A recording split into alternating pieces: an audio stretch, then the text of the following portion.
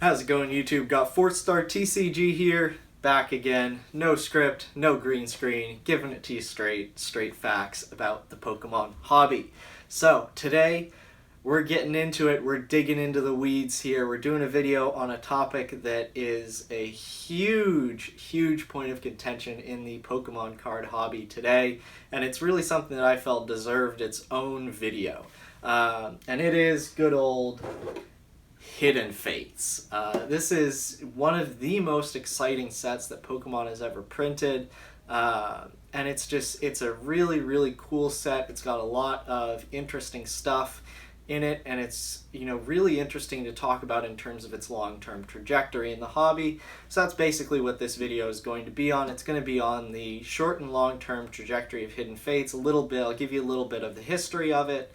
And then we'll dig into the weeds of the whole, Hidden Fates long-term monetary stonkers debate, all leading up to the whole, the big question, should I invest in Hidden Fates? So Hidden Fates, this set is really interesting. It's the English version of Japanese Ultra Shiny GX. I got a couple of cards from Ultra Shiny here. It's got these really cool shiny GX Pokemon. The artwork really isn't that unique. It's basically just copy pasted the full art artwork and made into a shiny. So there's really nothing super unique there. They've also got the regular shiny cards, sort of the non-GX Pokemon. There are tons of these. The big thing that Hidden Fates and Ultra Shiny GX had going for it was just the sheer number of shiny Pokemon. You're opening that set, you're pulling a ton of shinies, and it's really exciting. The vast majority of the hits are shinies. In English, you've got those weird GXs, but it's a incredibly exciting set. It's one of the most interesting sets that Pokemon has ever released, and it's probably the most interest I've seen in a Pokemon set ever. So Hidden Fates has had a very strange sort of price curve and relationship throughout the past year. So it was released towards the end of, I believe it was at the end of August or September of last year, sort of in the holiday set range, and initially it was only released with a few products, and people went crazy for them. The prices were crazy, and people said, hold on, wait, more products coming, and more product came. A lot of Hidden Fate stuff got released. The prices dipped back down to reasonable areas. There was even a sale. Target had Hidden Fates tins. This is where I got my Hidden Fates tins. Target had them for I think it was $10 a tin, and that's just ridiculous. So I bought a couple of those. Had some fun opening it. Hidden Fates is just a blast to open. You're pulling so many shiny cards. It's really exciting. But after that time passed, when the prices were down, Pokemon, they stopped really releasing new Hidden Fates product, and the interest was still there, and people kept buying it. They kept buying it. When the pandemic hit and the market went crazy, people kept buying it, and there was no supply there to replenish commensurate with the demand. So currently Hidden Fates is pretty high. Tins are $35 or something. You're paying significantly over retail for that, nearly double retail. It's the premium collection boxes, those are crazy. The ETBs are $200, just 4 times retail price in less than a year after release of these products. So that's where we're at right now for Hidden Fates. It's an incredibly interesting set, but the main focus of discussion that a lot of people have, especially on E4 and on Facebook and everything, is this long-term investment discussion for Hidden Fates. So after sort of singing the praises of Hidden Fates, it's a fantastic set. I love opening it. Everyone loves opening it. I want to get into a little bit more of the realism of Hidden Fates and long-term sort of investing strategy. Now again, I've made my thoughts on investing in Pokemon very clear. I don't think it's a very good idea. I think the best way to invest in Pokemon is to collect what you like. But there's still a lot of people out there who invest in Pokemon cards. They buy up these products, and they have the idea that it's going to go up in value. So, going to talk to them, going to talk to everyone here. When I say that Hidden Fates is a high-risk, high-reward kind of product, where you're making a bet on against a lot of current trends and current market analyses, and if that bet pays off, it's going to bring big rewards. But if it doesn't, then you're going to be stuck with something that's, not bringing you a lot of money for a while. So I'm going to get into the pros. I'm going to talk about the cons first of, why I think that Hidden Fates is not really a good place to put your money. But then I'm going to talk about some pros about why it might be, if that's, what you want to do, if, investing in Pokemon sealed product, modern Pokemon sealed product is something that you want to consider. So the cons of investing in Hidden Fates, why it's bad, this is something that, I argue with people all the time about. And the main thing that I cite when I talk about Hidden Fates being an incredibly high-risk thing is it's still an in-print set. It was just released a year ago. And what we've seen in the past with Pokemon is that they do not like when modern Pokemon gets to very high prices. And so that's sort of a combination of two things. One is that it makes these cards, difficult to obtain for people. Pokemon wants their products to be relatively easy to obtain. And also the high prices on the secondary market show Pokemon that there's more money to be made. And as a business, Pokemon always wants to make money. They don't care about the secondary market. They don't care about collectors. They're not going to short print a set just so that E4 speculators and Verbank stonkers can make money down the line. That's not what Pokemon's going to do. So when I see a modern set that was just released less than a year ago going for 4 times retail price with the ETBs, going for almost double retail price with the tins, I don't even know about the premium collection boxes and stuff. Given the history of Pokemon reprinting supposedly out-of-print products, that gives me pause. So just sort of what we've seen with Pokemon, we saw it back, the first time we saw it was in XY with Roaring Skies, Primal Clash, Ancient Origins, those sets. Roaring Skies started to get up there in price. Shaymin EX was a big card. Roaring Skies had a lot of great stuff in it, and people were buying into it. They were buying in to invest. People were buying cases and keeping it sealed.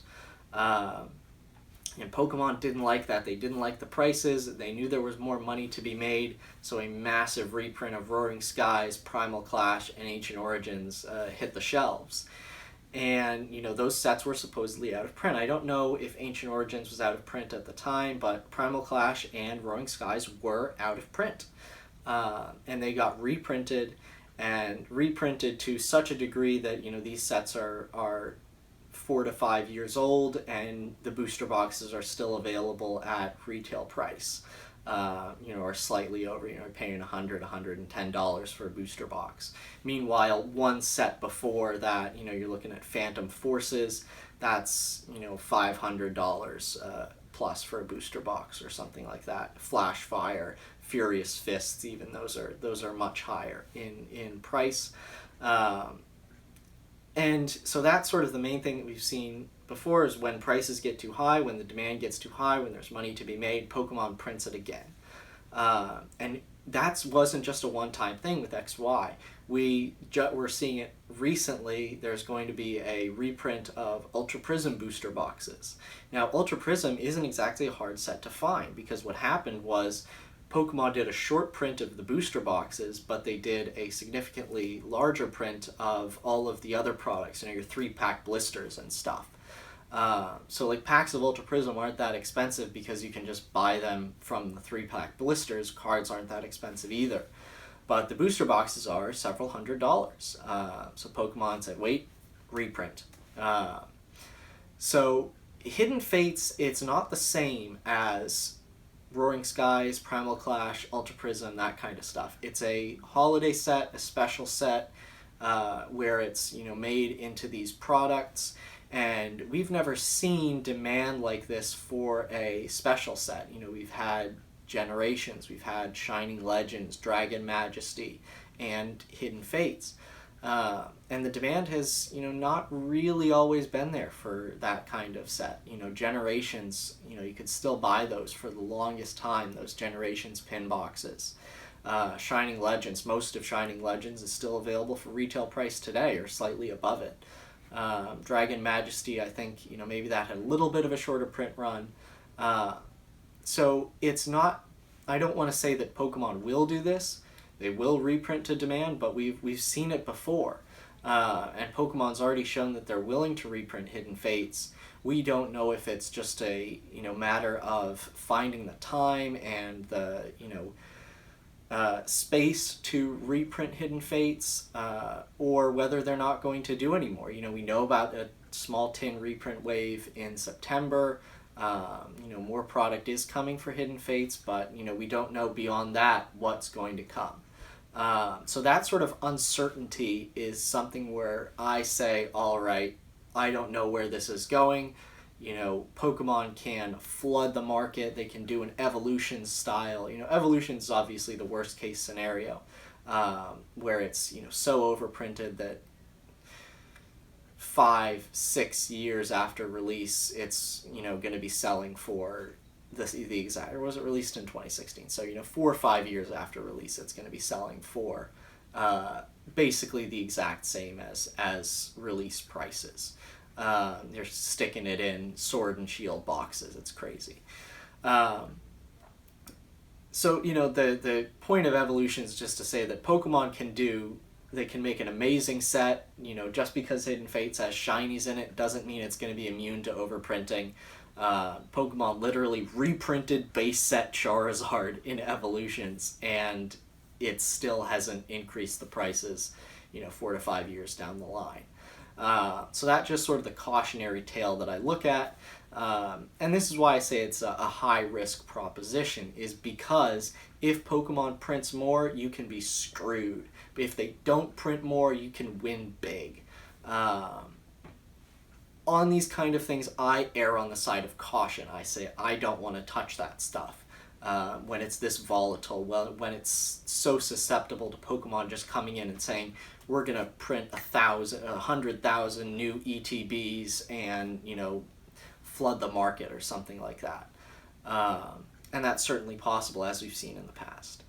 So that's sort of the cautionary tale for Hidden Fates. Another sort of thing that I just want to touch on is something that we haven't seen before, and it's people investing in this stuff, people buying it and keeping it sealed for the sole purpose of making money down the line. Now, we don't really know what effect this is going to have on the market because we haven't really seen it before with Pokemon. A lot of people weren't buying Neo Genesis boxes. They weren't buying EX era boxes by the case to put them in their closet and sit on them for years. That just wasn't happening. But it's happening a lot now that Pokemon has really established itself as a market force. We're seeing this trend towards keeping products sealed, keeping those sort of investment stonks ready to go in case of a price rise down the road. Now, again, we don't know what effect this is going to have on the market. It could be that, people keeping this stuff sealed is actually having a negative effect on the current market because they're drawing out a lot of the product and, not really opening it. Or it could be that it's having a positive effect on the market by, just keeping the product available for people to buy down the line. So we don't know what effect this is going to have on the market. I would say to consider it, but it's, I can't say one way what effect it's going to have, whether it's going to increase prices or depress prices. But I would just say to keep that in mind, that like it's not going to be EX era boxes, 36 packs of Hidden Fates. Your ultra premium collection's not going to be $5,000 in 10 to 15 years. That's just not the way it's going to work. But again, I don't think it has to reach that level of price to be a sort of good investment, so to speak. But now that I've sort of talked about Hidden Fates and why I think it's a risky investment and why it's not good, why I wouldn't put my money there, I want to get into some of like the good things about Hidden Fates and why it might be for some people it might make sense to put your money there. So if you're fine with the risk, Hidden Fates is a fantastic set. So if you can score Hidden Fates, if you're going to be able to maybe buy into the new reprint wave, if you're going to be able to buy into that at retail, just above retail, something like that, it's very rare that we see a Pokemon product sell for below retail prices several years after release. Evolutions, again, I held up Evolutions as the example of, the cautionary tale. Evolutions, years later, despite being so overprinted, still at retail. There's still a high demand for that set. The demand for Hidden Fates is not going away. So if you do buy into Hidden Fates, I'd be very careful about buying in at the current inflated prices, $35 for a tin, $200 for an ETB. That's where I get a little iffy. But, if they do a ETB reprint or something like that, the tin reprint that's coming, buying into that at, $300 a case or something, $250, $300 a case, that might not be the dumbest financial decision. Just because, if it goes up in value, great, you're good. You've made some money, a little bit of money. If it doesn't go up in value, then you've got an amazing set to open. There's so much awesome stuff about Hidden Fates. So if you can get in at a good price, it's kind of a win-win situation, because if it goes up, great. If it doesn't, then you've got an amazing set with a 1 in 2 pack hit ratio and some really valuable cards in there to open up. So that's sort of the good about Hidden Fates. Another thing is that it's a very easy and accessible way to put your money into something. A lot of the stuff that people will do is very work intensive, whether that's searching out ungraded cards, grading them, selling the graded cards. That's very work intensive, search intensive, time intensive. From the time it takes to search for an ungraded card, to get it in, to assess the condition, send it off to PSA, get it back, list it, ship it, all the risk involved there. That can make you the most money, that kind of stuff, but it's also not easy. Buying Hidden Fates, all you do, you pay the person, it gets shipped to you, you throw it in your closet.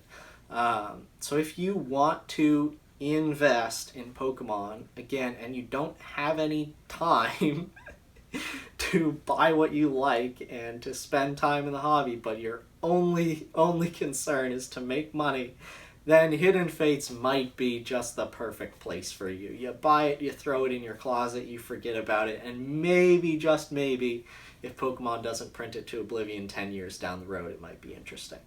But yeah, so that's my thoughts on Hidden Fates. It's a very nuanced set, and my takes are very nuanced. I hope I explain them to you in an understandable way. Hidden Fates, it's high risk, high reward. And if that's what you're into, then go for it. But, right now I feel like there's a lot more safer places to put your money in Pokemon. There's a lot more places that can make you more money.